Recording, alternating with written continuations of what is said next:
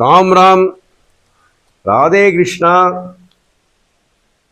ஈரோடு மாவட்டம் சாத்தம்பூர் கிராமம் ஸ்ரீதேவி பூதேவி சகித ஸ்ரீ கலியுக வரதராஜ பெருமாளின் பெருங்கருணையினாலே இன்றைய தினம் நாம் பார்க்க இருக்கின்ற நாமம் ஸ்ரீ விஷ்ணு சகஸ்ரநாமத்திலிருந்து நாம் பார்க்க இருக்கின்ற கற்று உணர இருக்கின்ற நாமம் நாரசிம்ம வபுஷே. நாரசிம்ம வபுஷே, அதாவது இது 21வது நாமம். மூன்றாக இதை பிரித்து பொருள் அறிய வேண்டும். நாரசிம்ஹ வபுஷ்,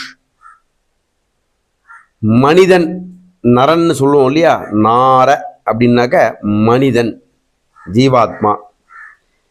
இந்த ஜீவாத்மால மனித பிறவி. சிம்மம் எல்லாருக்கும் தெரியும், சிங்கராஜா, காட்டுக்கு ராஜா சிம்மம். வபுஷ் அப்படின்னாக்க திருமேனி, சுவாமியுடைய திருமேனி, தெய்வீக உடல் அப்படிங்கிறது அதுக்கு பொருள். அப்போ நாரசிம்ம வபுஷே அப்படின்னா சிங்கத்தையும் மனிதனையும் கலந்த, சிங்கம் மனிதன் இரண்டும் கலந்த ஒரு உருவமாக, தெய்வீக உடலாக காட்சி அளிப்பவரே அப்படின்னு சுவாமிக்கு நாரசிம்ம வபுஷே அப்படின்னு பெருமாளை கொண்டாடுறார். பீஷ்மாச்சாரியார் தர்மனுக்கு சொல்றார். அந்த நாரசிம்ம வபுஷே அப்படிங்கிறவர் நம்ம பெருமாள். அவரை வழிபட்டால் எப்பேற்பட்ட தடைகள் வந்தாலும் சரி, துக்கம் வந்தாலும் சரி, அதற்கு ஒரு நிவர்த்தி கிடைக்கும். அவர் எல்லாத்தையும் பார்த்துக்குவார். அதி அற்புதமான அழகிய உருவம் நரசிம்ம உருவம். அந்த உருவத்தை நாம் காண்பதற்கு வழி செய்தவர் தான், உங்களுக்கு தெரிஞ்சிருக்கும், ஜெயன் விஜயனுடைய கதைகள்லாம் நீங்கள் தெரிஞ்சிருந்திருப்பேன். அவருடைய தயவுனால தான் நமக்கு நரசிம்ம அவதாரம் கிடைக்கப்பட்டது. பக்தனுக்காக, பக்தன் பிரகலாதனுக்காக சுவாமி தூணிலிருந்து அவதரித்து, தூணுக்கு ஒரு தாய் ஸ்தானத்தை கொடுத்து, அதிலேருந்து பிறந்து வந்து இந்த பக்தனை காப்பாற்றி, இல்லையா, ஹிரண்யகசுபுக்கு மோட்சத்தை கொடுத்து. ஹிரண்யகசுபுக்கு ஏன் மோட்சம் அப்படின்னு சொல்றேன்னாக்கா, நினைச்சு பாருங்க, எப்படி ஹிரண்யகசுபு எப்படி வந்து மோட்சம் பெறறான் அப்படின்னா, நரசிம்மர் கையால் எப்படி வதப்படுறான் அப்படின்னா, அதி அற்புதமான, காண கிடைக்காத, நினைத்து கூட பார்க்க முடியாத ஒரு அற்புதமான நிகழ்வு அது.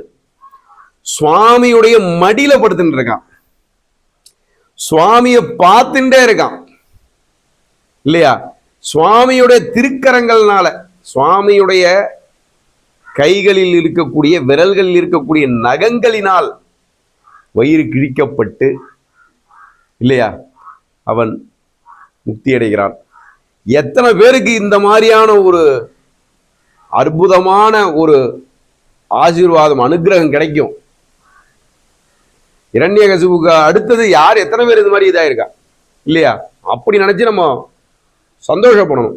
ஏன்னா சதா சர்வ காலமும் சுவாமியை திட்டின்றே சுவாமி பேரை சொன்னோம். எங்கடாவும் ஹரி, எங்கடாவும் ஹரி, எங்க இருக்கான், இங்க இருக்கானா ஹரி, அங்க இருக்கானா ஹரின்னு ஹரிநாமத்தையே சொல்லணும்னு நினைக்கக்கூடிய பக்தாளை காட்டிலும் ஹரி இல்லை, ஹரி இல்லை, ஹரி இல்லைன்னு சொல்லிண்டே ஹரி ஹரி ஹரி ஹரின்னு சொன்னான்.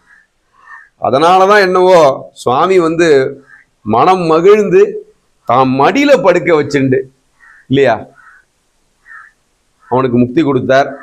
அப்பேற்பட்ட நாரசிம்ம வபுஷே, நாரசிம்ம வபுஷே நமோ நமக.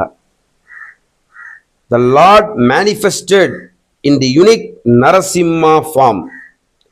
That means neither fully human nor fully lion, to protect his devotee Prahalada and இந்த இரண்யகசிபுவை வதம் செய்து பக்த பிரகலாதனை காக்கும் பொருட்டு எடுத்த அவதாரம்.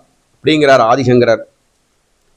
அவ்வளவு அழகான நரசிம்மமூர்த்தி நம் பெருமாள் நரசிம்மமூர்த்தியை அவதாரம் செய்திருக்கிறார்.